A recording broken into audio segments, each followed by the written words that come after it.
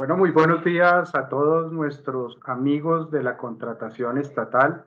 Bienvenidos a nuestro cafetorio virtual del día de hoy, donde traemos un tema que ha sido de relevancia mediática en esta semana, como fue la emisión por parte del Consejo de Estado de la sentencia de unificación del 9 de septiembre del 2021, donde se establecieron reglas de unificación en relación con los contratos de prestación de servicios y a partir de allí se ha generado un espacio de duda por parte de las entidades en su aplicación. Aunado a ello, a la proximidad que tenemos del inicio de la ley de garantías por las comisiones electorales que se realizarán en el año 2022. Es por esta razón que desde Beltrán Pardo, Abogados Asociados, hemos realizado este cafetario en donde vamos a tener dos invitados de lujo, como son el doctor Jorge Hernán Beltrán Pardo, socio y gerente de Beltrán Pardo Abogados y Asociados, y el doctor Ernesto Ortiz, socio de Lares Consultores, quienes nos darán el día de hoy una visión acerca de esta sentencia que le permitirá a cada una de las entidades desarrollar adecuadamente su gestión contractual. Me presento, mi nombre es Héctor Moreno, seré el día de hoy su anfitrión en este evento y por lo tanto y para efectos de que podamos efectuar una conversación adecuada en este evento del día de hoy, les agradezco a todas las personas que están asistiendo en este momento mantener apagadas sus cámaras y micrófonos y recuerden que en este momento estamos activando nuestro chat para que puedan tener la interacción con nuestros dos conferencistas del día de hoy. Invitamos en este momento al doctor Beltrán y al doctor Ernesto para que prendan sus cámaras y darles una calurosa bienvenida el día de hoy en este tan importante evento en donde vamos a hablar precisamente de la sentencia de unificación, mitos y realidades sobre los contratos de prestación de servicios. Doctor Beltrán, muy buena tarde y doctor Ernesto, muy buena tarde. El auditorio es todo suyo. Adelante. Bueno, muchísimas gracias, doctor Héctor, y muy buenas tardes para todos los amigos de la contratación. Estamos muy contentos y complacidos de poder compartir con ustedes algunas reflexiones acerca de cuál es el verdadero entendimiento y alcance de la sentencia de unificación que tanta histeria colectiva ha generado a nivel nacional con una, creo yo, inadecuada interpretación que esperamos poder hoy aportar algunos elementos de juicio junto con el doctor Ernesto Ortiz, que ya nos acompaña en sala, y que podamos realmente aportar un granito de arena a todas las entidades públicas para que puedan impedir eventualmente que tengan que adoptar decisiones de pronto inadecuadas en perjuicio de tantas personas naturales que prestan los servicios al Estado. El día de hoy pues vamos a tener un formato bien interesante, vamos a tomarnos un café aquí con el doctor Ernesto para conversar justamente del alcance real de este tipo de regulaciones que entró a hacer esta sentencia y bajo esa óptica pues vamos a generar un espacio de conversación con ustedes para que a través del chat nos puedan hacer todas sus preguntas. Por esa razón voy a agradecerles enormemente si podemos, digamos, generar unas reglitas de juego que es importante precisar que el doctor Héctor de pronto omitió, pero que es importante que todas las tengamos claras. La primera de ellas es que vamos a tratar de hacer una pequeña intervención, el doctor Ernesto y yo, para conversar del tema, pero luego de eso ustedes van a tener la oportunidad de interlocutar a través del chat para que garanticemos un adecuado formato del evento. Ya somos muchísimas personas en esta sala, somos más de 200 personas y siguen ingresando y por esa razón, pues para garantizar que todos podamos participar, lo vamos a hacer a través de ese medio. También les vamos a solicitar apagar su cámara y el audio para que garanticemos que obviamente no generemos interrupciones a lo largo de esta conversación. Aquí simplemente vamos a tomarnos un café con ustedes y vamos a conversar justamente de los efectos de la sentencia. Y como un granito de arena que la firma ha decidido hacer en beneficio justamente de aportar a construir un mejor país, pues voy a compartirles una presentación que hemos justamente elaborado para aclarar algunas inquietudes que han surgido con ocasión del fallo de unificación que el doctor Héctor les hacía referencia hace unos minutos. Entonces, doctor Ernesto, bienvenido. Mil gracias por acompañarnos el día de hoy. y con esta, y con, digamos, la venia del doctor Ernesto, yo voy a ir proyectando la presentación que hemos elaborado para ustedes, justamente con el objeto de precisar algunos aspectos que son absolutamente relevantes el día de hoy. Pues bien, esta sentencia del 9 de septiembre que el doctor Héctor les hacía referencia, justamente vino a unificar unos aspectos relevantes relacionados justamente con el contrato realidad. Entonces, bajo esa óptica, hoy voy a compartirles algunas reflexiones que vamos a ir conversando con el doctor Ernesto y con ustedes y que va a permitir, digamos, también dilucidar algunos aspectos relevantes de esta normativa. Lo primero que tenemos, y vuelvo, insisto, con apagar los micrófonos, por favor, apagar los micrófonos, apagar las cámaras para que podamos garantizar la calidad del evento. Bueno, lo primero que tenemos que señalar es lo que es un contrato de prestación de servicios. Un contrato de prestación de servicios en realidad está definido en el artículo 32 de la Ley 80, entendido justamente como aquella prestación que hace una persona natural o jurídica relacionada con la administración y funcionamiento de la entidad. Noten ustedes que la prestación de servicios no es para ejercer función pública, sino es para apoyar tareas propias de la entidad cuando normalmente requieren apoyos externos, bien sea porque no existe la persona natural dentro de la planta de personal o porque no se cuenta con el conocimiento especializado, de manera que efectivamente puedan existir otras modalidades que inclusive pueden llegar a ser directas, como lo es la prestación de servicios profesionales, la del apoyo a la gestión y la de trabajos artísticos, que con la reforma de la Ley 1150 adquirieron autonomía, cuerpo y regulación propias. Recordemos que la prestación de servicios profesionales está pensada para cuando yo presto un servicio intelectual inmaterial a cargo de una profesión, de un profesional que tenga un título académico como tal. A su turno, la prestación de servicios de apoyo a la gestión está vinculado con actividades operativas, logísticas y asistenciales de conformidad pues con la memoria justificativa del decreto y con la regulación que le quiso dar justamente la reglamentación desde el primer decreto que vino a regular esta modalidad, que fue el decreto 4266 del 2010, que ustedes recordarán fue subrogado en el 734, luego en el 1510 y ahora en el 1082. Y finalmente el de trabajos artísticos, que evidentemente también entran dentro de esta categoría de servicios que definió la ley. Entonces, las primeras precisiones que estamos haciendo es que estas prestaciones de servicios son para la administración y el funcionamiento de la entidad, para apoyar ese tipo de tareas, pero no para ejercer función pública, y este va a ser un elemento súper importante para entender la sentencia de unificación. ¿Listo? Bueno, yo al respecto, yo no sé, el doctor Ernesto, al respecto, digamos, cómo ha visto este tema, pero yo creo que justamente tenemos que comenzar a entender que la prestación de servicios no la podemos desnaturalizar volviéndola o una consultoría o un contrato realidad, que ese es uno de los temas que justamente nos está generando mayor confusión. No se puede abusar de esta figura justamente porque evidentemente estamos hablando de un contrato que le da autonomía al particular para ejercer la actividad.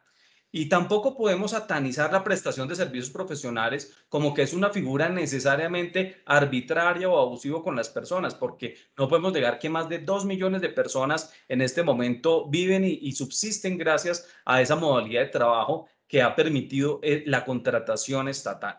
Entonces, bajo esa perspectiva, también debemos buscar un punto medio en el que nosotros justamente encontremos la manera de efectivamente entender y dimensionar adecuadamente la prestación de servicios sin llegar a satanizarla, pero tampoco sin llegar a abusar de esta figura. Volviendo al tema, y mientras el doctor Ernesto resuelve su problema de sonido y audio, vamos a analizar los elementos que trae la sentencia de unificación. Miren ustedes lo importante que trae esta sentencia y es lo relacionado justamente con definir cuál es el término estrictamente indispensable. El artículo 32 dice que estos contratos se deben celebrar justamente por este plazo que debe ser establecido en el contrato con un carácter temporal y excepcional que tiene que estar justificado en el estudio previo de acuerdo a la necesidad de la entidad y que está relacionado básicamente con la satisfacción de puntuales requerimientos que tenga la entidad estatal que obviamente pues se deben satisfacer a lo largo de un tiempo en el cual el contratista debe cumplir a cabalidad el tema.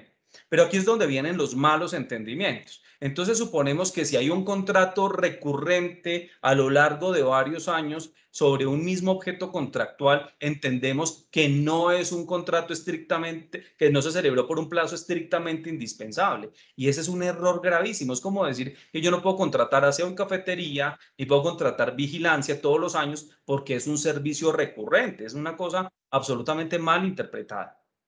Cuando la norma se refiere al término estrictamente indispensable, tiene que entenderse en el marco del estudio previo, en el marco de su vigencia presupuestal, en el marco de los requerimientos de la prestación del servicio. Acuérdense ustedes que el artículo 3 de la ley 80 establece que uno de los fines esenciales de todo contrato estatal es garantizar la continua y eficiente prestación de los servicios a cargo de la administración. Entonces nosotros no podemos hacernos los de la vista gorda tratando de hacer gimnasia jurídica, cambiando el objeto del contrato año a año para supuestamente no convertir un contrato en contrato realidad. Es que ya vamos a ver los elementos y nos vamos a dar cuenta que hay que desmitificar que un contrato recurrente se vuelve necesariamente un contrato realidad. Eso no dice la sentencia y no lo ha dicho la jurisprudencia del Consejo de Estado.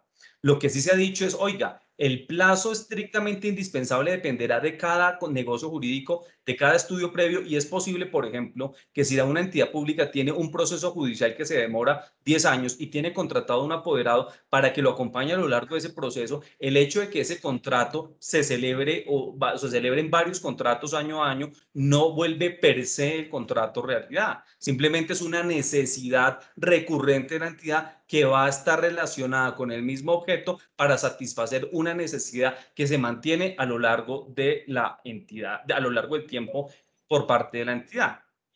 Entonces, fíjense ustedes que aquí ya comenzamos a tener algunos elementos para comenzar a absolver muchos mitos que se han surgido alrededor de esto.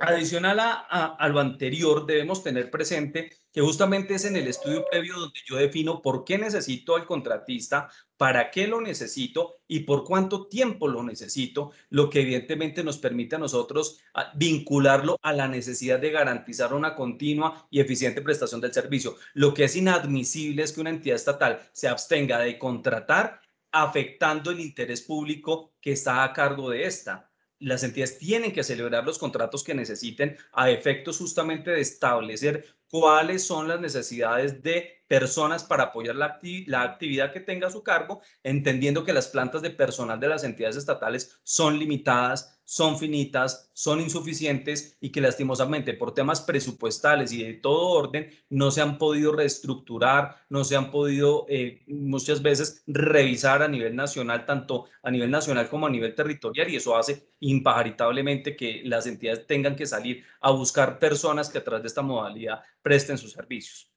Ya vamos a hablar sobre este otro fenómeno, pero quiero que vayamos elemento por elemento.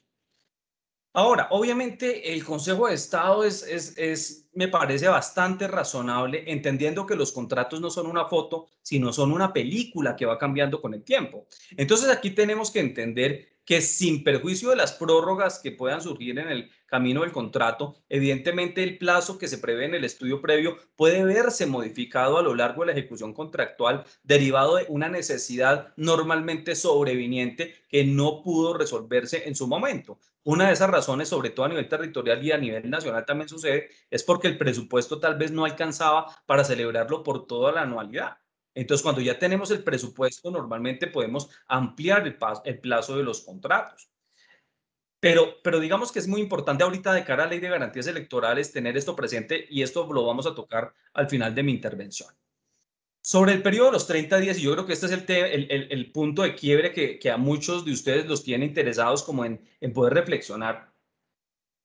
La sentencia no dice de ninguna manera que el periodo de los 30 días hábiles entre contrato y contrato sea un nuevo elemento del contrato realidad. Hay que romper ese paradigma.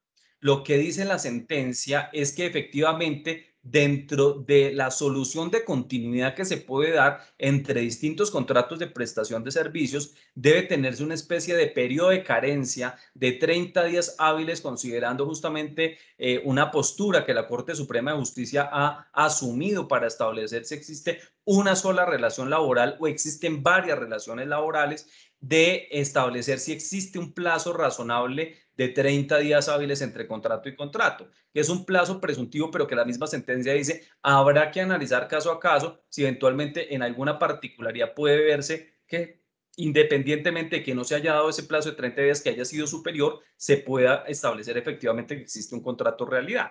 Pero fíjense ustedes que el tema de los 30 días hábiles solamente tiene relevancia de cara al ejercicio de las acciones judiciales. Este es un tema netamente de caducidad de la acción y de prescripción de derechos.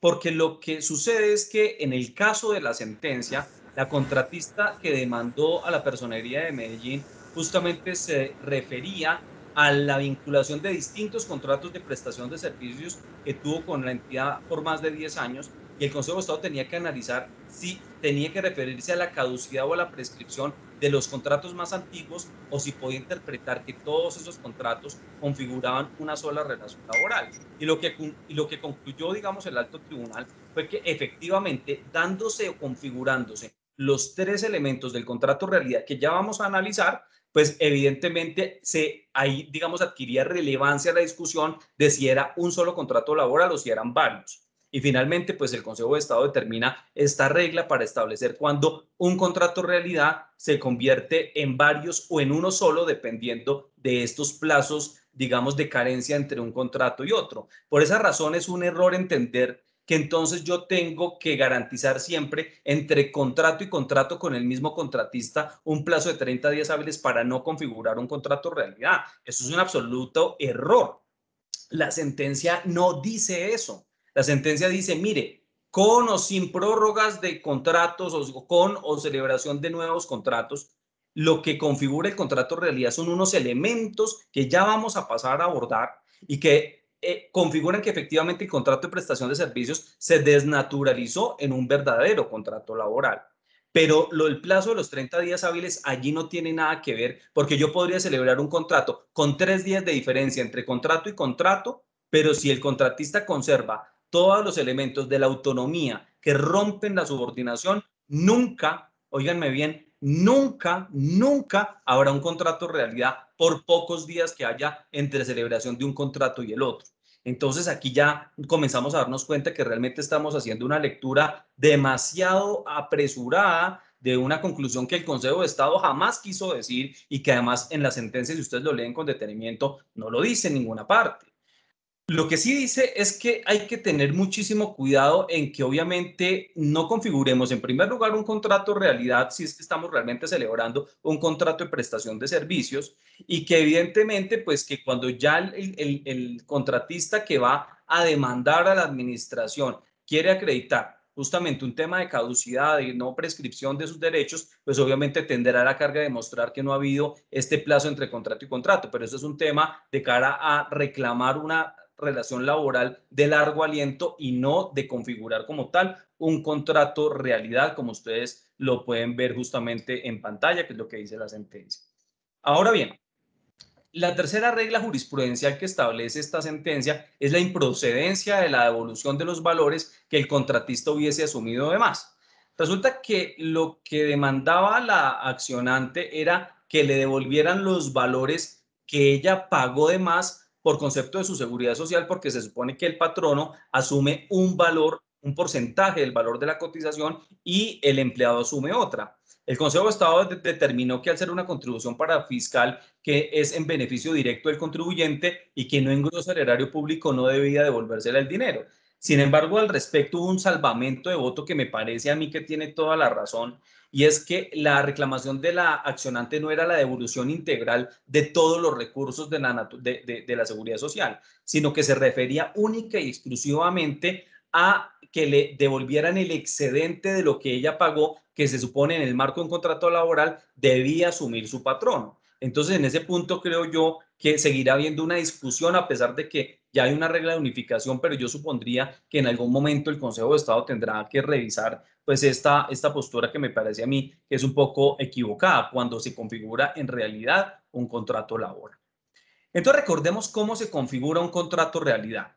El primero de ellos es la prestación personal del servicio a cargo del contratista, que obviamente aquí no vamos a hablar de personas jurídicas, porque en personas jurídicas este tipo de situaciones no se configuraría, solamente cuando yo contrato personas naturales. Y que esa prestación personal, que puede ser la prestación personal, no estoy hablando de que sea presencial, eso ya lo vamos a abordar. La prestación personal es que sea yo mismo prestándole el servicio a la administración a cambio de una remuneración, que si es una prestación de servicios son honorarios, que si es un contrato laboral es un salario, y que configure el elemento de la subordinación continuada, que es donde está la bolita. Si ustedes me quieren preguntar a mí dónde está la bolita, no está ni aquí, porque en el contrato de prestación de servicios y en el contrato laboral existen estos dos elementos. Donde está el factor diferencial es justamente en la subordinación continuada que efectivamente configura una relación laboral. Entonces el contrato en realidad se configura cuando se dan estos tres elementos, pero fíjense que la sentencia en ninguna parte incluye aquí el plazo de los 30 días entre contrato y contrato. Eso no dice la sentencia por ninguna parte. Entonces, ¿qué ocurre con la subordinación? La sentencia aborda algunos indicios que pueden configurar o no el contrato realidad. Entonces, dentro de esos elementos y dentro de esos indicios, pero fíjense que aquí no se puede hablar de un elemento objetivo, sino que hay que analizarlo caso a caso, está, por ejemplo, el tema del lugar de trabajo. ¿Hasta qué punto yo estoy tratando al contratista prestador de servicios como un empleado, no por el hecho de hacerlo prestar el servicio en las instalaciones de la entidad, sino porque haciéndolo ir a la entidad lo trato como empleado y le hago control de actividades de una manera subordinada y donde desnaturalizo la autonomía del contratista? De ninguna manera es impensable que yo en el marco del contrato le exija al contratista prestar sus servicios en las instalaciones de la entidad. Eso es viable siempre que en el objeto del contrato y su alcance se especifique la necesidad de cómo se va a prestar el servicio. De otra parte, hay que tener en cuenta, la sentencia llama la atención respecto de todo lo que ha surgido con ocasión de la pandemia COVID-19. Recordemos que hoy en día mucho del trabajo que se está realizando en muchas entidades, tanto por los funcionarios públicos como por los contratistas, se está haciendo mediante la modalidad de trabajo en casa, de teletrabajo y demás en la modalidad laboral, y en la modalidad de prestación de servicios simplemente es una prestación de servicio de manera remota. Entonces, el uso de las tecnologías hoy facilita prestar el servicio y realmente esto garantiza que se cumpla de alguna manera la autonomía laboral, pero el Consejo de Estado hace una especie de salvedad para decir, ojo, el hecho de que esté prestando el servicio desde su casa no desnaturaliza este elemento del lugar de trabajo. Habrá que analizarlo caso a caso según la forma como se ejecute el contrato. Imagínense ustedes que yo tenga un contratista en la casa trabajando, pero que yo lo trate como un empleado y le ponga obligaciones de las mismas que le pongo a los demás empleados públicos. Pues ahí es donde yo comienzo a cometer las faltas. Otro de los grandes temas discutidos en la práctica de la contratación pública es el horario de trabajo. El horario de trabajo no necesariamente configura una subordinación. Hay que romper también ese mito. Resulta que lo que la misma sentencia señala es que el establecimiento o la imposición de una jornada de trabajo no implica necesariamente una subordinación, sino que hay actividades que de acuerdo a su objeto, de acuerdo a lo que se haya definido en el estudio previo, la entidad puede establecer que el contratista debe garantizar la prestación de un servicio en un determinado espacio de tiempo. Entonces, imagínense, y aquí da unos ejemplos como el tema de urgencia, sector salud, vigilancia, entre otros, pero yo agregaría también cuando yo tengo que contratar personas para atender la recepción, personas que tienen que atender horarios de atención al público, personas que tienen que ir a trabajar en campo con las comunidades en horarios que sean razonables para las comunidades, en la prestación de un servicio que tenga que prestarse justamente atendiendo determinados, por ejemplo, requerimientos de disponibilidad de software o mesas de atención al público, call center, lo que sea, pues evidentemente allí habrá justificación del requerimiento del contratista. Pero adicionalmente a eso es el objeto del contrato que también nos permitirá establecer también la necesidad de contar al menos con una disponibilidad. Puede que tal vez yo no lo necesite de 8 a 5, pero que de 8 a 5, si yo llego a tener una reunión, el contratista me garantice que me va a acompañar a las reuniones, que va a atender mis requerimientos y que me va a apoyar justamente en el marco de unas actividades coordinadas que ya voy a explicar. Yo quise complementar esta sentencia con este concepto de función pública y con esta sentencia del Consejo de Estado del 2008, que justamente precisan un poco estos elementos del horario laboral, junto con, hay conceptos también de Colombia Compra Eficiente, que digamos por efectos de tiempo no relacionamos acá, pero que vale la pena que ustedes sepan que existen al respecto. Inclusive hay una sentencia de la Corte Suprema de Justicia del 2015 que yo conozco que también se refirió al tema, así que hay que desmitificar el tema de que el horario de trabajo configura un contrato de realidad per se. Obviamente, si yo estoy en el marco de un contrato de prestación de servicios donde las actividades o productos los puede entregar sin necesidad de un horario de trabajo, pues evidentemente yo exigir el horario de trabajo configura justamente un contrato de realidad. Y aquí es donde viene el otro elemento relativo a la dirección y control efectivo de las actividades a ejecutar. Una cosa es que yo coordine con el contratista las reuniones, la prestación del servicio, las fechas para entregar los productos, el cumplimiento de su contrato. Y otra muy diferente es que yo le decía a usted por qué llegó a las 8:05 y no llegó a las 8 en punto. Que yo comencé a tratarlo bajo las reglas del reglamento interno de trabajo. Que yo comience a incluirlo, a insertarlo, como lo dice la sentencia, en el círculo rector organizativo y disciplinario de la entidad. Toda actividad de coordinación y control es válida porque la ley 1474 exige que los supervisores hagan revisiones periódicas, artículo 4 de la ley 80, que exija el cumplimiento del contrato, artículo 82 de la ley 1474, que le exija informes, solicite aclaraciones, todo eso está en la ley 1474 y ley 80 para la prestación de servicios. Pero ¿qué no está en la ley 80 y en el estatuto de contratación? Que yo someta al contratista ya algo que se aleje de un ejercicio normal de coordinación y que yo lo comience a tratar como una empleada. Entonces, ¿qué elementos me pueden a mí ayudar a entender cuándo estoy sometiendo a un contratista a un trato de empleado? Primero, cuando yo estoy más pendiente del horario de trabajo, si no está obligado por contrato al horario como ya lo vimos, o cuando realmente yo no estoy buscando la disponibilidad del trabajador, sino lo que estoy buscando realmente es que el prestador del servicio se convierta en un trabajador exclusivo de la entidad. Ahí es donde comenzamos a infringir esa frontera entre el contrato de prestación de servicios y el contrato de realidad. Cuando, por ejemplo, si el contratista no puede prestar de manera presencial su servicio y no es necesario, aclaro, porque si de acuerdo a su contrato la prestación del servicio es necesaria, evidentemente allí es claro que tiene que cumplir el contrato. Yo tengo muchos ejemplos para contarles. En una entidad pública que asesoramos, resulta que una de las tareas que tenía que hacer el prestador de servicios era hacer un trabajo en campo. Y después la entidad descubrió que estaba en España haciendo un doctorado. Y él dijo, no, es que yo desde aquí pienso cumplir el contrato, pero es que su contrato decía que usted tenía que hacer un trabajo presencial en campo, usted no lo puede hacer de manera remota. Entonces, fíjense que ahí no estamos exigiendo un horario de trabajo ni una presencialidad irracional, sino que el objeto de su contrato era presencial. Pero hay otros casos en prestaciones de servicios donde son de asesorías, de acompañamiento, de entrega de productos que tal vez no requieren la presencialidad del contratista y allí, por ejemplo, suspender el contrato bajo el pretexto de que, por ejemplo, no va a estar de manera presencial prestando el servicio que puede prestar de manera remota, allí comienza a generar unos indicios también en contra de la entidad. Esto no, lo de la suspensión no lo dice la sentencia, pero es algo que yo les comparto de mi propia experiencia. Hay otras actividades, por ejemplo, que son típicas funciones públicas. Funciones públicas como cuáles? La supervisión de contratos. Aquí está el concepto de función pública y la guía de supervisión de Colombia Compra Eficiente, que dice que la supervisión solo puede ser ejercida por funcionario público. El cobro coactivo, ya también hay sentencias del Consejo de Estado que han señalado con claridad que el cobro coactivo solo lo puede ejercer los funcionarios públicos, los contratistas solo pueden sustanciar o apoyar esa tarea. Las tareas de auditoría, aquí les dejo un concepto de función pública donde dice que las labores de auditoría solo pueden ser ejercidas por funcionarios públicos y solo algunas actividades que por ley se autorizan a hacer por auditoría estarán autorizadas. Por ejemplo, las auditorías de salud, que hay una norma específica que dice que se tiene que contratar esa auditoría de cuentas médicas, pero es unas normas especiales. De resto, digamos que no estaría procedente. Entonces hay que tener mucho cuidado en no cargar al contratista con funciones públicas, que son otro de los elementos que en nuestro entender efectivamente estarían allí.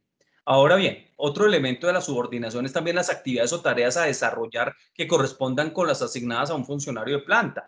Lo que dice la sentencia justamente es que se pueden contratar tareas idénticas, semejantes o equivalentes a la de un funcionario público. Eso no tiene problema. No creamos que porque yo le estoy pidiendo a un contratista ser, por ejemplo, abogado del grupo de contratos y publicar en el SECOP y actuar en muchas cosas como si fuera un funcionario, necesariamente lo convierte en contrato realidad. No, es que justamente los contratos de prestación de servicios es para cuando yo tengo ausencia de personal en planta. Lo que ocurre es que no debemos generar que el hecho de que ejecute esas actividades de manera similar o parecida a la de un funcionario público tenga que realizarse bajo la subordinación y las precisas instrucciones de la entidad, sino que se puede hacer de manera autónoma por parte del contratista, como cuando yo contrato un comité asesor evaluador, o cuando yo contrato un apoyo a la supervisión, o cuando yo contrato cualquier otro contratista que de manera autónoma ejerce sus actividades. Aquí hay varios elementos que pueden uno comenzar a revisar, ¿no? Por ejemplo, el carnet de ingreso a la entidad y la chaqueta institucional. Aquí les dejamos un concepto de función pública que nosotros hemos investigado, donde función pública dice, oiga, el darle un carnet de ingreso al contratista o una chaqueta institucional no necesariamente configura un contrato realidad. Los correos electrónicos y WhatsApp, tengan mucho cuidado porque en esta sentencia en tutela de unificación del año pasado, el Consejo de Estado, perdón, la Corte Constitucional determinó que efectivamente todos los mensajes de datos tienen equivalencia funcional y sirven de medio probatorio para efectivamente establecer pruebas en el marco de cualquier proceso. Entonces, si yo voy a utilizar el WhatsApp para, por ejemplo, tratar al contratista como si fuera un empleado público, pues ahí es donde yo comienzo a configurar elementos. Pero si yo uso el WhatsApp y de manera diferencial trato a los funcionarios, a los contratistas, y me refiero a funcionarios y contratistas, y cuando yo estoy dando instrucciones a los funcionarios, lo hago de una manera, y a los contratistas digamos, los exhorto o los invito a cumplir las actividades contractuales o el cuidado en el lenguaje. Un funcionario público puede renunciar a su trabajo. El contratista no renuncia a un contrato. El contratista solicita la terminación de común acuerdo y hasta que la entidad no le autorice, el contratista no se puede ir. Y en algunas entidades yo veo que el contratista pasa la solicitud y se va y deja tirado el contrato. Eso puede dar hasta caducidad de un contrato. Por ejemplo, yo no puedo hablar tampoco de con un contratista que él recibe su salario. Mire, es que le voy a autorizar su salario. No, el contratista percibe honorarios. El funcionario recibe salario. Entonces también hay que tener un cuidado también con la terminología, porque a veces decimos, oiga, cumple sus funciones. No, es que el contratista no tiene funciones. El contratista tiene que cumplir las actividades y obligaciones contractuales. Yo al contratista le puedo requerir que cumpla su contrato, pero no le puedo tratar como si fuera un empleado al que yo le voy a hacer evaluación de desempeño. Todo ese tipo de particularidades hay que tenerlas cuidadas, sin perjuicio obviamente de unos temas de estabilidad ocupacional reforzada, que es el último elemento. Yo no sé si el doctor Ernesto ya pudo resolver el tema de su audio. Sí, doctor Jorge, he estado Muy atento. escuchándolo, muy juicioso como todos, pues reflexionando sobre esto que usted nos está poniendo sobre la mesa.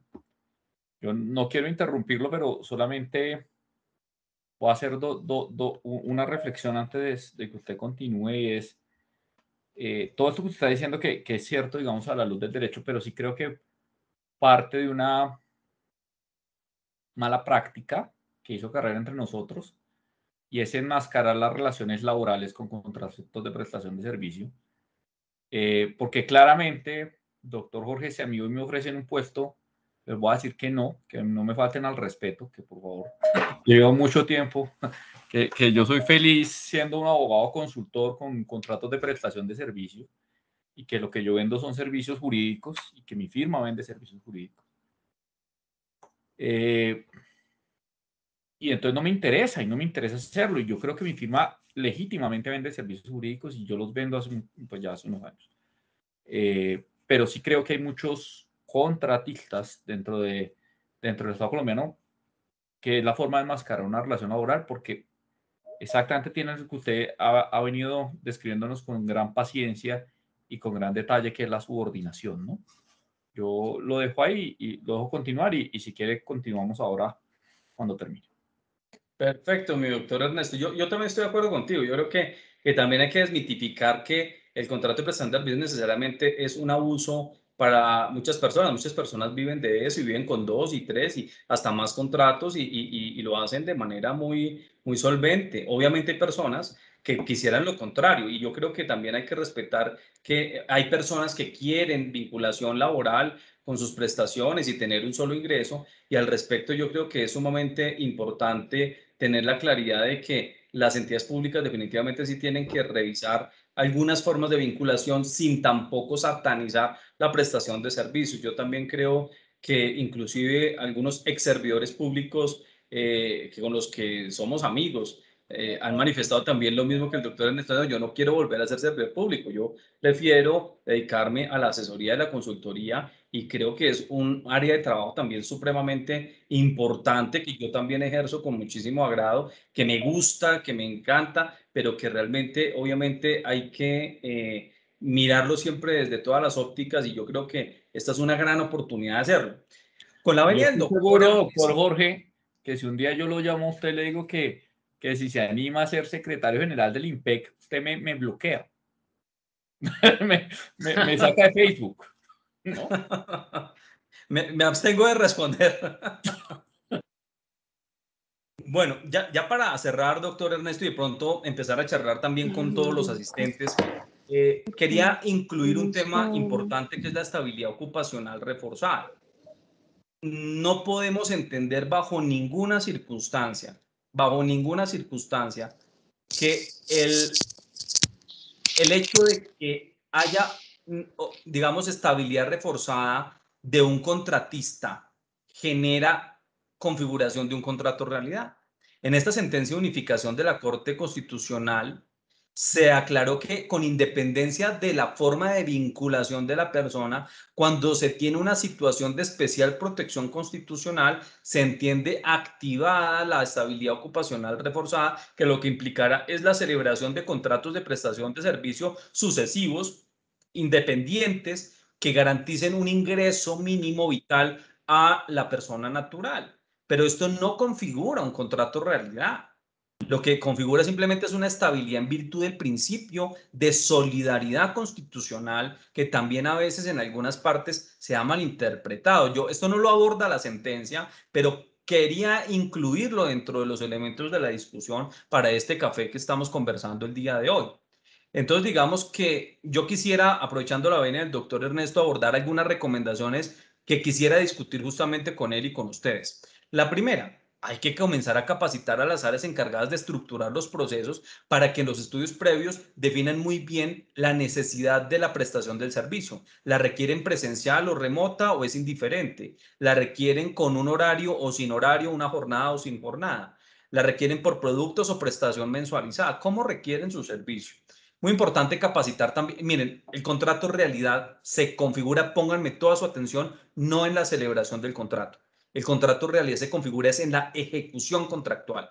Entonces, en la forma como yo trato al contratista es que se va a generar justamente la forma o la desnaturalización del contrato de prestación de servicios en un contrato realidad de naturaleza laboral. Entonces, hay que capacitar a los supervisores para que a la hora de administrar los contratos de prestación de servicios sean verdaderos administradores de un contrato de prestación de servicios y no se conviertan en el jefe o del funcionario, digamos, soterrado a través del el recubrimiento de un contrato de prestación de servicios. El tema de los 30 días entre contrato y contrato es simplemente para establecer efectos de la caducidad de la acción y no tiene que ver con los elementos del contrato realidad, motivo por el cual tenemos que abstenernos de hacer locuras como las que ya están planteando en algunas entidades, terminar anticipadamente contratos, contratar a todos los contratistas nuevos en enero para ley de garantías o de cambiar objetos contractuales en enero. No hay que hacer absolutamente nada de eso porque eso no es lo que dice la sentencia.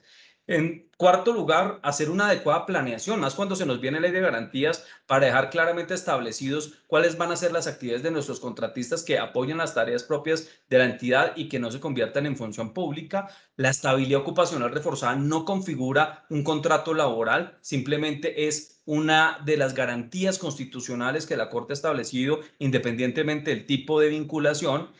Hace un exhorto la sentencia sobre la reestructuración de plantas y mientras se hacen esas reestructuraciones de fondo, llama la atención sobre la posibilidad de acudir a las figuras de empleo temporal y supernumerarios para vincular a algunas personas que efectivamente ya se comportan como funcionarios y que realmente su vinculación debiera ser como funcionarios y no como contratistas de prestación de servicios. Tener cuidado con la terminología que yo les decía hace un rato para no excedernos eventualmente a la hora de administrar ese tipo de contratación y obviamente pues no afectar la contratación de prestación de servicios. Por favor, este es un llamado a todas las entidades estatales a que no contraten con temor en enero a los contratistas que vienen trabajando bien, porque obviamente a los que trabajan mal hay que sacarlos, pero a los que vienen trabajando bien no tengan el menor temor de contratarlos en enero, no les terminen su contrato anticipadamente en diciembre, sería dañarle la Navidad a muchísimas familias colombianas, es absolutamente innecesario y adicionalmente a eso yo creo que simplemente lo que hay que tener la claridad es de la forma como vamos a implementar esta sentencia para evitar es la administración, aquí es donde está la bolita respecto al contrato realidad en la ejecución de los contratos, no en la celebración de los contratos. Ojo con la ley de garantías, porque la ley de garantías inicia la restricción para la celebración de toda la contratación directa, incluida la de prestación de servicios, a partir del 29 de enero. Entonces solamente tenemos desde el 2 de enero hasta el 28 de enero para contratar a toda nuestra gente. Entonces, evidentemente hay que empezar desde diciembre a preparar los estudios previos, a preparar las matrices de riesgos, los análisis de sector y demás que correspondan a la modalidad de selección para que en enero se puedan hacer los contratos de manera oportuna. Y finalmente, pues obviamente aquí yo simplemente quiero referirme a el hecho de que siempre hay que garantizar, sea persona natural o persona jurídica, la insuficiencia personal en planta para establecer por qué necesitamos contratar personas para que desarrollen tareas propias de la entidad que están a cargo de ellas. Entonces no es necesario terminar anticipadamente los contratos de 2021 y dejar sin Navidad a los contratistas, tampoco es necesario celebrar contratos en el 2022 con otros contratistas. Les agradezco apagar el micrófono, acudir a empresas de servicios temporales o contratar solo personas jurídicas, porque obviamente con las personas jurídicas no existiría esta dificultad.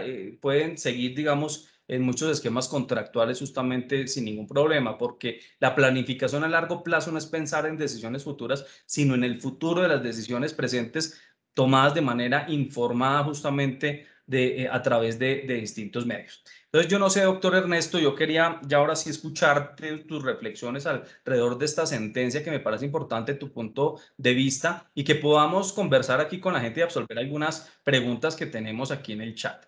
Mil gracias, doctor Ernesto. Bueno, no, pues primero mil gracias, Jorge, por la invitación. Yo sí quiero mostrar que me estoy tomando un café en el mug de la firma. Salud. Siempre lo conservo y lo uso. Bueno, a ver, ¿cómo van las reflexiones? No es fácil hacer reflexiones después de una cosa tan completa como la que ha hecho Jorge, pero voy a intentarlo.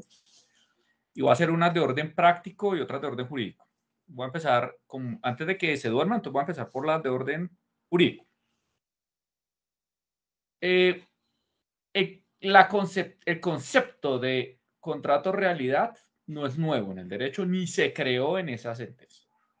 El concepto de contrato realidad existe hace muchos años en la jurisprudencia de la Corte Suprema, Sala de Casación Laboral, que como explicó el doctor Jorge, cuando evidencia que existen tres elementos, como son la prestación del servicio, la remuneración y la subordinación, declara que bajo el título que se ponga, ¿sí? El título que le pongamos, ahí realmente existe una relación laboral. Y esto deviene de una regla además del negocio jurídico muy vieja que conocemos todos, y es que el régimen jurídico de los contratos no es el de su título, sino el del contenido de sus obligaciones. Y entonces, un poco acá es que como el contrato laboral puede ser escrito o puede ser verbal, pues si el trato en la tratativa contractual es diferente a cómo se redactó gramaticalmente, pues entenderemos que es el trato contractual lo que nos da el contenido real del contrato, y en ese sentido, pues el contrato es laboral y no de otra manera. Entonces, digamos que primero, entonces, calma, respiremos. No es que la Corte, el Consejo de Estado se inventó una cosa que acabó la prestación de servicios porque llegó el contrato de realidad. No, eso existe hace mucho tiempo, ¿cierto? Lo segundo es que, lo segundo que creo que es importante resaltar acá es que si hay una pirueta, hay una pirueta, y es que en todo caso la Corte, la reflexión que ha hecho la Corte era sobre un contrato en particular, que era el contrato laboral, y los funcionarios exactamente no tienen contratos, sino tienen una relación jurídico-reglamentaria, ¿no? Administrativo-reglamentaria, pero bueno, el Consejo de Estado desde unos años cogió la teoría que es contractual, esto no es exactamente contractual, pero bueno, lo trajo y digamos que está funcionando hace un tiempo. Entonces, si bien es como una pirueta jurídica ahí que tiene como su, mejor no miremos porque si la miramos con cuidado de pronto queda rara, pero bueno, lo hizo y ahí está. Entonces, ¿qué es lo realmente nuevo? ¿Cuál es el escenario nuevo que enfrentamos?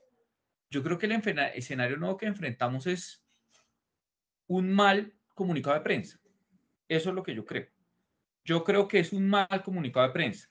Últimamente que están de moda los comunicados de prensa de las altas cortes. Exacto, porque están de moda y no transmitió la idea. Porque la verdad, no sé si te pasó, Jorge, pero cuando yo leí el comunicado de prensa, como lo vimos todos, yo dije, mira, la embarraron, hicieron, ¿no? Pues mira Es lo que más, acaba de pasar con la eutanasia, fue un comunicado de prensa. claro. No, y en Colombia se ha legislado mucho con comunicados de prensa y la Corte saca sus sentencias a los 2 meses, ¿no? Mientras tanto, todo el mundo con el comunicado de prensa declarando inconstitucionales cosas. Pero el comunicado no transmite la idea adecuadamente porque, en efecto, en el numeral 12, cuando habla de las reglas, palabras más, palabras menos, dice que si no pasan 30 días hábiles, se entiende solución de continuidad. Que hay solución de continuidad. Entonces, en efecto, cuando uno viene a leer de arriba, la primera impresión que uno le puede quedar es, caray, lo que está diciendo la Corte, el Consejo de Estado, es que si no hay 30 días entre uno y otro, entre un contrato y el otro, entonces se nos volvió eso una relación laboral, y eso no es ya en el desarrollo de la sentencia lo que dice el Consejo de Estado. Lo que dice el Consejo de Estado es que en caso de que haya una relación laboral, si no hay 30 días entre uno y el otro, uno puede entender que es una sola relación laboral y no que serán relaciones laborales independientes. Por eso le da solución de continuidad. Entonces, fíjense que lo que está haciendo el Consejo de Estado es, primero, está trayendo un concepto del derecho laboral antiquísimo de la Corte Suprema de Justicia. Antiquísimo. No lo está trayendo en esta sentencia, ya lo había traído hace rato. ¿Sí? Tercero, está diciendo que solo en caso de que evidenciemos que en efecto hay una relación laboral, podemos entender que es solución continuidad si no han pasado 30 días uno. Es decir, que cada contrato no es una relación laboral, sino que será una sola relación laboral, porque no solo han enmascarado la relación laboral a través de un contrato de prestación de servicios, sino que han tratado de enmascarar la solución de continuidad a través de la ruptura contractual. ¿Bien? Y eso es, en últimas, lo que nos dice la sentencia. Entonces, la verdad, no mucho nuevo bajo el sol. Yo creo que, o por lo menos yo no conocía, yo creo que lo que sí es nuevo bajo el sol es el tema de los 30 días para la solución de continuidad, reitero, para decir que no hay dos relaciones laborales, sino una sola relación laboral. Correcto. Entonces, digamos que esta es como mi conclusión jurídica. Ahora, ya va la conclusión jurídica, sino de orden práctico. Jorge Arturo. A mí lo que me preocupa es que el mal ya quedó hecho. Porque esta reflexión que estamos haciendo tú y yo, te la he oído a ti y como a 3 abogados más. Y espero que las 200 y pico de personas que hoy nos están viendo se queden con esa misma impresión, esa misma idea. Y que sean multiplicadores, ¿no? Y que sean multiplicadores. Pero quiero decirles que en muchas entidades están pensando en contratar personas jurídicas, que me parece muy bien. Eso solucionaría muchas cosas. Pero o terminaciones anticipadas o cambiar objetos y entonces inventarse objetos, ¿no? Entonces, es que yo soy abogado y asesor en derecho público. No, pero es que hay que cambiar objetos. Pero es que yo hago eso. Eso es lo que yo sé hacer, lo que dicen mis diplomas, mi experiencia. Entonces, ¿qué quiere que le diga? ¿No? ¿Qué me invento? Tal cual. ¿Qué me invento? Entonces, digamos como que me parece que pese a que es una lectura completamente equivocada, el daño está hecho. Veo las entidades en otra cosa. Veo las entidades mirando cómo se saltan la regla de los 30 días. Y como tú sabes que los funcionarios públicos, muchos órganos de gasto se han vuelto nerviosos por la Contraloría, entonces pues estamos ante esa circunstancia. Y ese argumento que tú dices de los entes de control lo estoy escuchando mucho. Pero doctor, ¿y quién le va a explicar a la Contraloría el próximo año que los 30 días son para cuando existe un contrato de realidad y no para configurar un contrato de realidad? Pues la respuesta que yo le doy a esas personas es usted mismo explíqueselo, y estamos haciendo este video en compañía del doctor Ernesto de Lares Abogados para que ustedes también puedan utilizar este video que además está quedando grabado, lo vamos a subir a nuestras redes sociales. La presentación que veo que varias personas están preguntando, ¿nos van a compartir la presentación? Sí, la vamos a publicar en la página web. O sea, el punto es que nosotros, digamos, de la mano con Lares Abogados y Beltrán Pardo Abogados Asociados, queremos generar un granito de arena para que no haya una matazón de familias que no van a tener contrato en diciembre o no van a tener contrato. Y es que una persona que no tenga contrato en enero de 2022 es una persona que se queda sin empleo 6 meses. O sea, es que eso es lo que hay que pensar, hay que mirar de manera prospectiva. Y a mí me angustia mucho lo que tú dijiste, ese mal comunicado de prensa, que además también nos demuestra una problemática que tiene nuestra profesión y muchas profesiones. Estamos leyendo mal las sentencias. Estamos leyendo mal los textos, estamos viviendo, como decía alguien en uno de los comentarios, con pequeños recortes de las sentencias contextualizados y con un terrorismo mediático inusitado, innecesario. Y yo creo que realmente lo que tú dices, realmente yo también veo que pocas personas están, digamos, aclarando este tema, y el problema es que ya estamos en octubre, ya casi en noviembre, y mientras lo aclaran, sobre todo a nivel territorial, ya pasó la ley de garantías y ya no pueden contratar a nadie y la gente se quedó por fuera. Así que de verdad que yo quiero invitar a todos estos amigos de la contratación que están hoy a lo que decía el doctor Ernesto, que estas 330 personas que están acá nos ayuden también a difundir el buen entendimiento de la sentencia para que muchas familias no se queden sin Navidad o no se queden sin ingresos todo el primer semestre del 2022, que es personalmente lo que a mí más me preocupa, lo que me motivó justamente a abrir este espacio de cafetorio en la firma, y con el apoyo pues del doctor Ernesto y de Lares Abogados, que queremos de verdad ayudarle a las entidades públicas a hacer las cosas bien, y aquí esas más de 2 millones de familias que viven de esta modalidad de contratación no se vean perjudicadas injustamente. Yo no sé, doctor Ernesto, si tú pudieras, no sé, desde el punto de vista sociológico, jurídico, poderle decir o enviar un mensaje también como a todos estos amigos de la contratación respecto a ese temor reverencial a la Contraloría, porque yo creo que también los entes de control están estudiando la sentencia. Yo creo que ninguna Contraloría va válidamente a no quitar un hallazgo en relación con esto. Yo creo que es un tema muy defendible y que de aquí a allá se podrá aclarar. O sea, yo creo que el ordenador de gasto, como tú decías, debería morigerar un poco ese temor. No sé, ¿tú cómo lo ves? Mira, Jorge, siempre soy cuando me consultan algún, algún plan de hallazgos, algún documento, auditoría de Contraloría, siempre les digo, lo primero que hay que ver es de dónde hay que cortar. Porque si los señores tienen razón en todo, ¿de dónde cortamos? ¿No? Pero hay que dejarlo estar. Entonces, si les hacen hallazgos por esto, perfecto, buenísimo, porque eso no va para ninguna parte.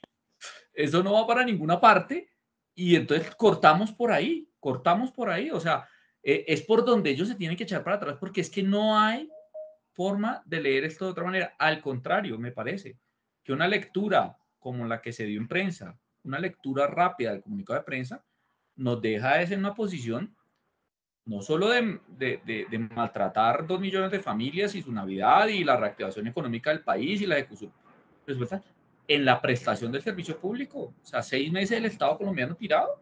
Hay entidades donde cuando ustedes van el 10 de enero, que nos dan los contratistas y eso o sea, asustan, ¿no?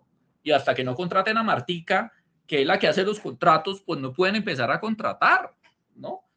Entonces, es el Estado, también el servicio público se puede quedar tirado por un titular de prensa, digamos, bueno, no por un boletín de prensa mal hecho, mal leído. Entonces, que no midieron cómo lo iba a leer la gente. Pero la sentencia no dice lo que entendimos al principio, no dice lo que dicen los titulares de prensa. Y eso hay que respirar y pensar en la gente, porque estamos prestando primero un servicio público, pero un servicio público en que no podemos dejar tirado el Estado, ¿sí? Y segundo, en la gente. Pero Jorge, sí creo que hay que pensar en una cosa, y es que sí hay que llenar de contenido nuevamente el contrato de prestación de servicio, porque sí es cierto, es que muchas entidades enmascaran ahí una relación que no es prestación de servicio. Y como tuviste el punto de la subordinación, porque los dos otros elementos de la relación laboral, que son la prestación personal del contrato, del servicio y la remuneración, pues también están presentes en la prestación de servicio. ¿Qué los diferencia? Si hay subordinación o no hay subordinación. Y particularmente, bueno, seguramente hay varios elementos, pero creo que uno distintivo es el ius variandi, y es, claro, no solo es dar instrucciones, como tú has dicho, ¿no? Mañana lo espero acá todos los días a las 7 de la mañana, cuando no hay ningún motivo más allá de la voluntad del jefe, pues es claramente un ejercicio de subordinación. Pero el ius variandi, por ejemplo, de hoy usted va a atender en tal parte o lo vamos a cambiar de dependencia, ¿no? Que sí son propios, digamos, de una relación laboral, o usted no va a hacer más esta cosa, sino va a hacer lo otro, el lenguaje, como lo has dicho tú. Entonces, la subordinación, muy particularmente en mi opinión, el ius variandi, es lo que genera realmente la distinción. Yo tengo varios contratos de prestación de servicio y no siento que ninguno sea empleado, ¿sí? En ninguno, porque yo voy, claro, eso está bueno. Y además como los tienes como persona natural. Y otros como la firma, exacto, y tengo unos personal, porque tú sabes que también uno llega a entidades donde le dicen no, que no, que con persona jurídica no, que persona natural, y uno, bueno, pues tocó. Pero no lo siento, pues porque sí, porque nos ponemos unos compromisos, los cumplimos y tal. Pero también soy consciente que hay gente que le toca llegar a las 7 de la mañana, o si no le terminan el contrato, ¿no? Sin que sea necesario por la prestación del servicio, como tú decías, porque si mi prestación del servicio es atender una ventanilla, pues tengo que llegar a las 7, porque si no, no estoy prestando el servicio, ¿no? Pero si no es de la esencia de mi esto, pues ahí es donde estamos enmascarando, y yo creo que eso sí tenemos que repensarlo. Porque en última, yo creo que lo que le está preocupando al Consejo de Estado es eso, ¿no? Es a enmascarar la relación laboral con prestaciones de servicios, ¿no? De acuerdo, totalmente de acuerdo. Yo ya para cerrar quisiera atender varias preguntas del público, si tú estás de acuerdo. Justamente nos están haciendo varias preguntas. Por ejemplo, nos dicen que este video y esta presentación, si la vamos a compartir, sí, por favor estén pendientes de las redes sociales de Beltrán Pardo Abogados. Allí vamos a subir la presentación y el video. Así que por favor búsquenos en YouTube, en Facebook, en Instagram, en todas las redes sociales y en la página web www.beltranpardo.com. Ahí van a encontrar la presentación. Aquí hay otra intervención que nos dicen que el temor de algunas entidades públicas al plazo de los 30 días es porque realmente tienen configurados el plazo de los 30 días. Yo no sé tu opinión, yo creo que sí, yo creo que algunas entidades están preocupadas porque efectivamente han configurado los elementos, pero yo también creo que hay otras que sin configurarlos tienen un temor por la inadecuada interpretación de la sentencia. No sé tú Sí, cómo lo ves. no, porque es que a la lectura, lo que te digo, a la pura lectura, sin hacer nada más, el comunicado de prensa no le queda la impresión que los 30 días, si no se respeta la regla de los 30 días, se configura relación laboral, y no es eso. Lo que De dice el Consejo acuerdo, de Estado, si no se respeta la regla de los 30 días, podemos entender que solución de continuidad es decir, que entre dos relaciones laborales realmente hay una sola. Eso correcto. es diferente. Pero no, digamos, el punto acá es si hay subordinación o no hay subordinación. Aquí también Sí, nos... sí. Perdóname, ¿qué? Dime. No, que el punto real ahí es si hay subordinación o no hay subordinación. Y Jorge, otra cosa que yo sí creo que el Estado tiene que cambiar, pues no será ahorita ni por una sentencia. Pero la prestación de servicio yo creo que hay que usarla para lo que hay que usarla, para que alguien preste un servicio con independencia al Estado, ¿no? Pero uno a veces de unas señoras, hombre, de la señora de los tintos, ¿no? El señor, no siempre, ¿no? En los hospitales públicos, sobre todo, ¿no? El señor vigilante, pues el señor vigilante claramente es subordinado, porque el señor vigilante no puede negociar su horario, ni el señor vigilante, o sea, la naturaleza de la prestación de su servicio no puede ser sino laboral, ¿sí? Entonces también ahí hay un abuso de la figura y eso sí tenemos que combatirlo, digamos, De eso acuerdo. sí hay que desterrarlo. Aquí nos preguntan también ejemplos de funciones administrativas que no se le pueden atribuir a los contratistas.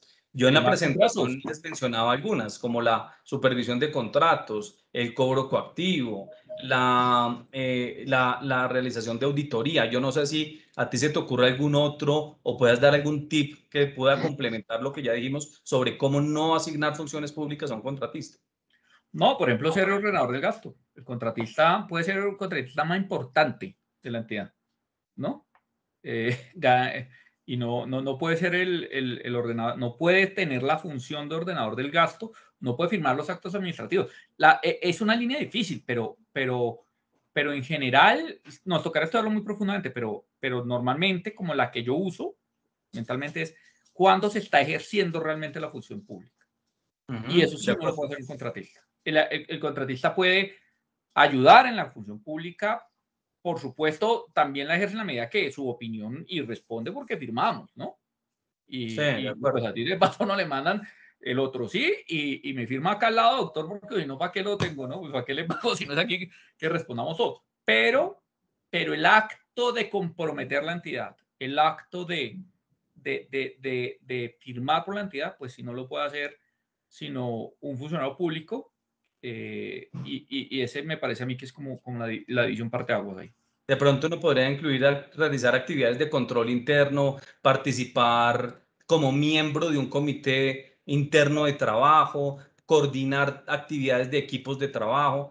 Yo creo que Función Pública en eso ha también profundizado un poco. Para poderle dar dinamismo, digamos, a las preguntas que nos están llegando varias, nos preguntan que si los hospitales de régimen excepcional les aplica la ley de garantías electorales. La respuesta es sí, y lo ha dicho ya Consejo de Estado, Colombia Compra Eficiente, Función Pública y Raimundo y todo el mundo. Oye, Aquí y hay una... qué pena, Jorge, ya que ponen el tema, ¿sabes que en esos hospitales sí que hay una cosa interesante? Porque los médicos casi todos están contratados con prestación de servicios, Sí, de pero el acuerdo. médico tiene un turno, Y tiene ¿no? que ser en unas jornadas puntuales. En unas jornadas puntuales porque el médico no puede decir, no, es que estuve pensando y me parece mejor, ¿no? Prestar el servicio de 8 a 2, no, pues no sirve, no Claro. sirve. Entonces, ellos sí que andan por una cornisa. Aquí me están haciendo algunas preguntas sobre el tema de salud. Como yo lo aclaré en mi presentación, lo que pasa es que creo que algunas personas apenas se están conectando. En la presentación, cuando ustedes vean el video, van a ver que yo hice la excepción de cuando existan tareas de auditoría a cargo de contratistas por mandato legal. Y puse de ejemplo justamente la auditoría de cuentas de facturación de salud. Ese es un mandato legal allí, obviamente, en ese caso no tendría problema ese tipo de auditorías O el cuando hay una ley que interventor, lo ¿no? ordena, claro. El interventor es un Entonces, auditor creado por la ley, con nombre propio, pues digamos. de acuerdo. Ahora, obviamente, la solicitud que hizo el Ministerio Público de aclaración de la sentencia creo que va a ser supremamente importante. Habrá que esperar las resultas de esa gestión, pero yo creo que lo que va a decir el Consejo de Estado va en camino justamente de esto. Aquí nos hacen una crítica, doctor Ernesto, que nosotros le estamos restando importancia a los efectos de la sentencia porque vivimos de varios contratos. Yo creo que al contrario, yo creo que personas jurídicas no tenemos el problema. Nuestra preocupación es más por las personas naturales que pueden verse sacrificadas o a trabajar gratis 2 meses, y esa es una realidad que tenemos que decirla sobre la mesa, o que simplemente se queden sin trabajo todo el primer semestre, o que simplemente no puedan, digamos, recibir un ingreso en diciembre en plena Navidad. Nuestra preocupación es más por esas personas, porque las personas jurídicas no tenemos problema y no estamos haciendo, creo yo, una lectura superficial de la sentencia, sino que al contrario estamos invitando a que todos la leamos con detenimiento para que no generemos desempleo en plena pandemia. Ese es, yo creo que uno de los puntos que más nos inquietan a nosotros en este escenario. Otra intervención que nos hacen aquí es justamente que el temor y desconocimiento de las entidades contratantes sobre la sentencia de aspectos que les inquietan para suscribir contratos. Entonces, que si soportando mejor el estudio previo, se puede blindar un poco ese riesgo del desconocimiento de la sentencia. Yo me imagino que sobre todo por tema de docentes de control. Sí, digamos, puede ser una estrategia, pero tú dices algo que me parece muy interesante que hay que sacar acá. El contrato de realidad no nace en el estudio previo. El contrato de realidad nace en el trato sucesivo del contrato. Porque el estudio previo puede decir hasta misa, ¿no? De que esto es una actividad independiente, que se la presta un profesional, pero pues si le ponen un horario y el día que uno no llega a las 7 le mandan un mail diciéndole quiero recordarle que la entrada es a las 7 de la mañana. ¿No? Y perdóneme, pero lo vi hoy levantarse 4 veces al baño, pues si está enfermo, por favor vaya al médico. ¿No? Pues, así, pues un jefe, ¿o no? Suele Y suceder. sí, entonces, digamos que ahí el estudio previo puede decir muchas cosas, pero es el trato de las partes lo que constituye la subordinación. Y eso y eso es lo que tenemos que evitar.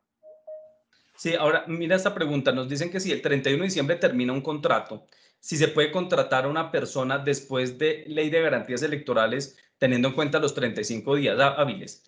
Justamente eso es lo que hemos dicho a lo largo de esta intervención, que no es necesario. Lo de los 30 días hábiles no es necesario esperar entre contrato y contrato. Lo que se debe buscar es que en la ejecución del contrato no se genere un contrato realidad, pero podría terminar un contrato en 31 de diciembre y empezar el 2 de enero del 2022 sin ningún problema, siempre que obviamente cumpla todos los requisitos legales del decreto 1082, pero no necesita el plazo. Y ningún contrato se puede suscribir después del 29 de enero de 2022 porque está prohibido por ley de garantías electorales. Así que esa pregunta me parece súper buena para aclarar que no se pueden celebrar contratos después del 29 de enero cuando son de naturaleza directa, como lo es la prestación de servicios profesionales.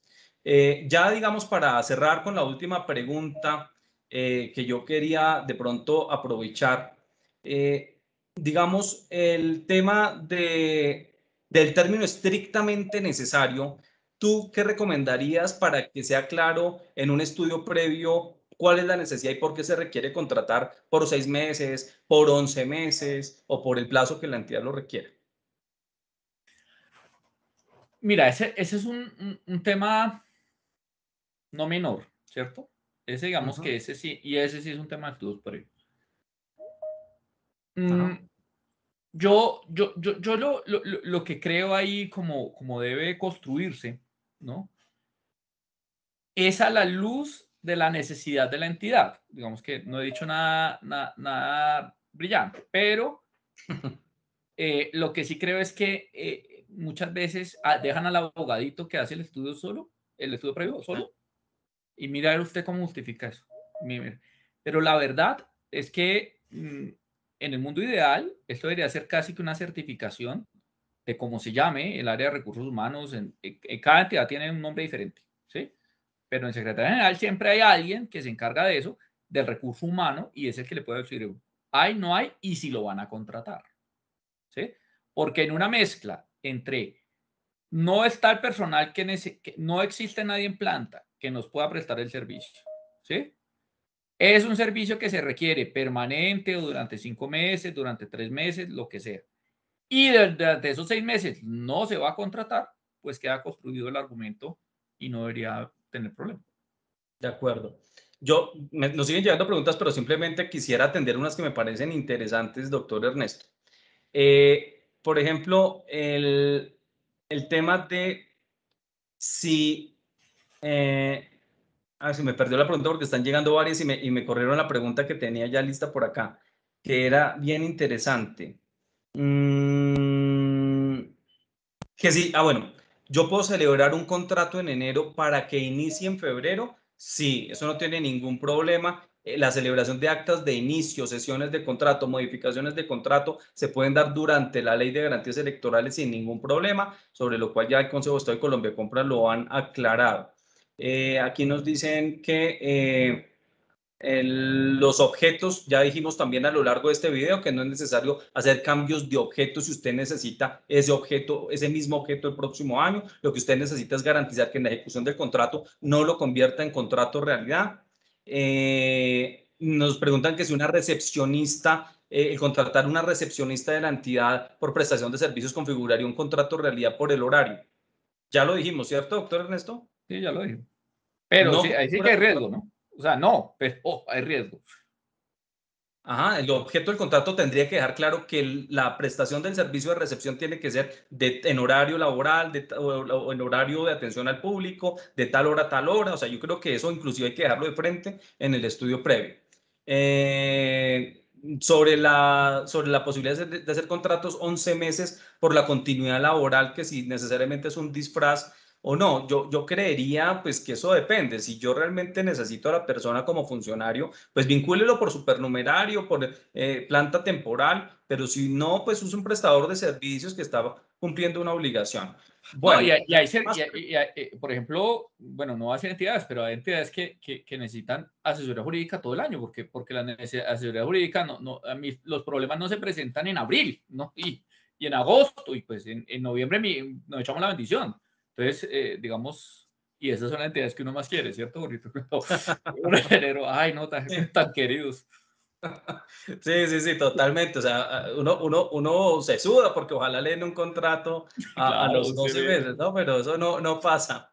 Pero bueno, no, yo creo que ya es importante cerrar agradeciéndole a todos la asistencia. Quisiera solicitarle a todos rápidamente encender sus cámaras, no sus micrófonos, sino las cámaras para que nos tomemos un par de fotos aquí de cierre de la jornada. Las demás preguntas que ustedes tengan, les agradecemos que nos las formulen por correo electrónico, a través de nuestras redes sociales. Realmente nos emociona mucho poder compartir con ustedes algunas reflexiones. Obviamente este conversatorio lo pueden compartir, lo pueden difundir, respetando obviamente los derechos de autor. Lo importante es que podamos de verdad evitar que se cometan injusticias con los contratistas, que se puedan quedar sin trabajo sin ninguna razón por una mala interpretación de la sentencia. Entonces, este video lo van a encontrar en las redes sociales, el video y la presentación también la van a poder encontrar en nuestra página web, así que por favor no duden en inscribirse en nuestro boletín, en descargarla de la página web en próximos días y a través de YouTube el video que vamos a publicar. Muchísimas gracias, aquí vamos a tomar un par de fotos, les agradecemos mucho a ustedes toda su compañía, su presencia y a que nos sigan acompañando a través de todas las redes sociales donde seguiremos compartiendo estos y otros espacios de reflexión para poder compartir con ustedes. Muchas gracias también a ti, doctor Ernesto, por la compañía, por tus claridades, por tus aportes. Yo soy Realmente socio de otra súper firma, pero interesantes. yo me siento de esta firma. No, pues es que Lares Abogados es una importante firma que también nos acompaña en distintos temas y que es rico poder trabajar con colegas que trabajan ayudando al país a hacer las cosas bien. De verdad, doctor Ernesto, en nombre de Beltrán Pardo Abogados, para ti, para Lares Abogados, muchas gracias por habernos acompañado el día de hoy. Mil gracias. Gracias a todos y pues pensemos en el servicio público y en las familias que una mala interpretación, que un mal comunicado de prensa nos tiene en pánico, cuando realmente pánico no debería haber. Totalmente de acuerdo. Hay que pensar en las familias. Yo me uno a ese llamado del doctor Ernesto. Hay que pensar en las familias colombianas. Más de 2 millones de familias dependen de los contratos de prestación de servicios. No demos interpretaciones erradas a la sentencia que no dice que tenga que esperarse entre contrato y contrato 30